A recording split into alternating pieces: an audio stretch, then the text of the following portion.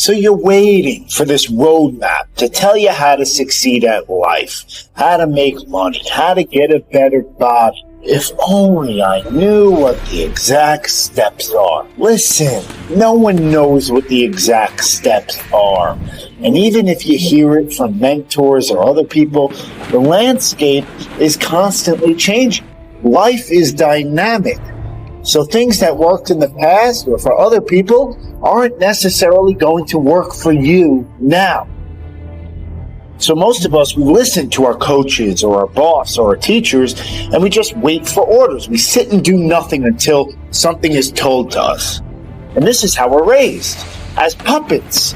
Your parents put you in school.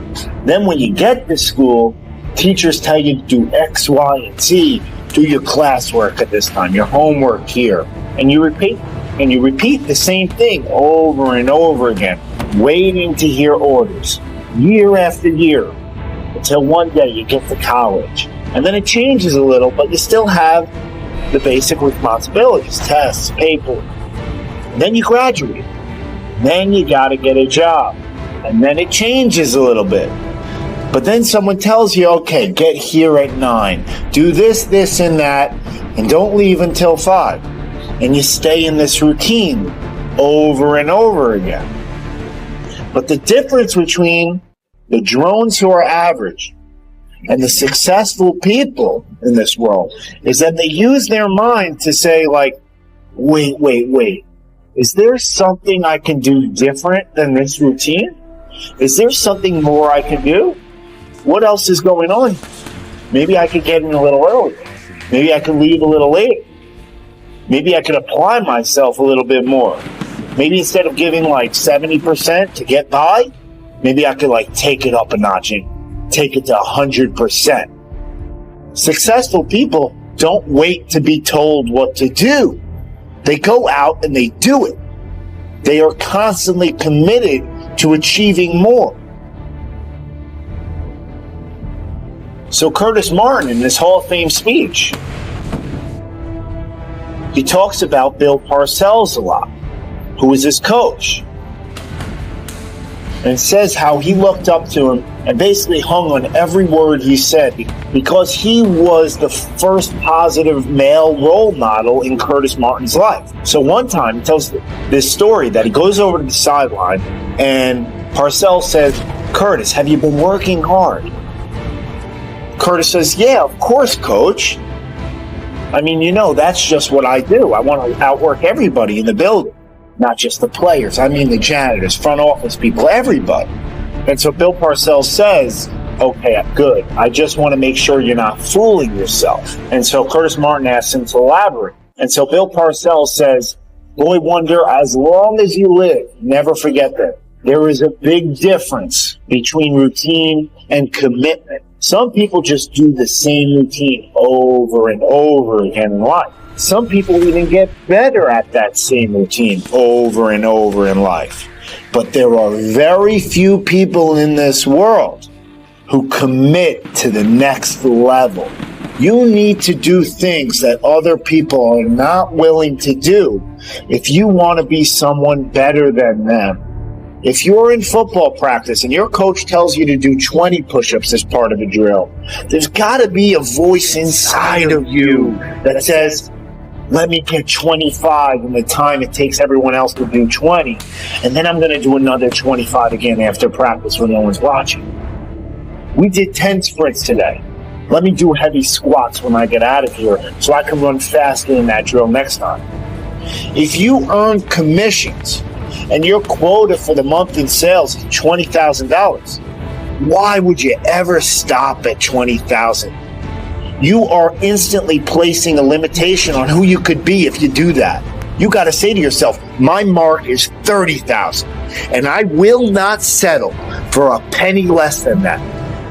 And I can guarantee you that you will hit that quota because you made it in your mind to, because it's a different self-concept of what you expect out of yourself on a subconscious level. Ray Lewis, in the off-season of a lockout season, he gets 5 hours of sleep. Then he goes to the gym for 3 hours in the morning. Then he gets back in the gym several times during the rest of the day. This is in a lockout. And so he goes on to say in a speech, he goes, I ain't training for football. I'm training for a lifestyle. I'm training because I said I'm going to be the greatest to ever do it. And he goes on to say, don't let coach always have to tell you what to do. Find a way to do it yourself so that when he gets ready to test you and when he gets ready to question you on what a defense should be or what an offense should be, you already got the answers. That's when you start having a real meeting. That's when the coach appreciates coming into the game. When before you play that next game, you know your opponent better than the coach knows the opponent. Why do you think Ray Lewis was so successful? The easiest thing to do in life is to do things you're told. The hardest thing to do is to do it when nobody is watching. If your teacher assigns you homework, what's stopping you from doing the next day's assignment right there and then? What's stopping you from picking up another book? You have to do something different than every child who sits in that classroom if you want to be someone who they look up to one day. Every moment in your life is an opportunity for something, an opportunity for you to improve. And let me tell you something. You're never going to remember the times you played a video game for 3 hours. You're never going to remember the times when you surfed on the internet for hours and hours looking at various articles that really mean nothing to you. That will never leave a lasting impression on you.